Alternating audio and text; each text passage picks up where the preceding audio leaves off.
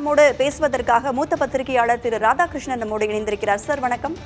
வணக்கம் சார், பல்வேறு சர்ச்சைகளுக்கு இடையே இன்னைக்கு முதலமைச்சர் மு.க.ஸ்டாலினை தொல் திருமாவளவன் சந்தித்து பேச இருக்கிறார்.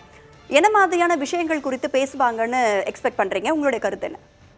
விடுதலை சிறுத்தைகளுக்கு சில டிமாண்ட் இருக்கிறது. அது குறிப்பாக பாத்தீங்கன்னா எஸ்சி மக்களை பொறுத்தவரை பல விஷயங்கள் தமிழ்நாட்டில் நடக்கிற விஷயங்கள், குறிப்பாக வேலைக்கு ஆளெடுப்பு, அரசாங்க வேலைக்கான ஆளெடுப்பு, அது கான்ட்ராக்ட் ரீதியிலான வேலை வாய்ப்பு தான் இப்ப பல இடத்துல வந்து கொண்டு இருக்கிறது. அது எஜுகேஷன் ஆனாலும் சரி, ஹெல்த் ஆனாலும் சரி, பல இடங்கள்ல வந்து கொண்டு இருக்கிறது. இதுல வந்து இப்ப சில இடங்கள்ல வந்து இடஒதுக்கீடு வந்து இப்ப கடைபிடிப்பது கிடையாது. இது நானே முதல்வரிடம் கூறியிருக்கிறேன்.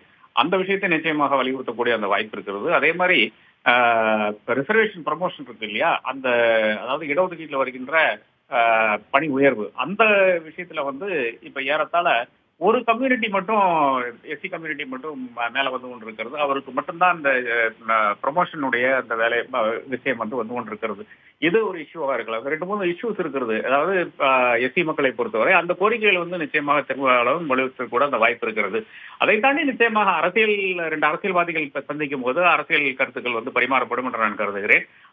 அதற்கு திருமாவளவனாலும் சரி, மு.க.ஸ்டாலினாலும் சரி, அவர்களுடைய அந்த வியூ பாயிண்ட், இந்த விழுப்புரத்தினுடைய அந்த இன்சிடென்ட் ஆனாலும் சரி, அதை தொடர்ந்து நடந்த விஷயங்களானாலும் சரி, விசிகாவினுடைய அந்த முன்னெடுப்பானாலும் சரி, அவர்கள் கேட்கின்ற மதுவிலக்கு என்ற கோரிக்கையானாலும் சரி, இதில் எல்லாம் நிச்சயமாக டிஸ்கஷன் நடக்கும் என்று நான் கருதுகிறேன். நன்றி சார். இணைப்பில் வந்து உங்களுடைய கருத்துக்களை பகிர்ந்தமைக்கு நன்றி திரு ராதாகிருஷ்ணன்.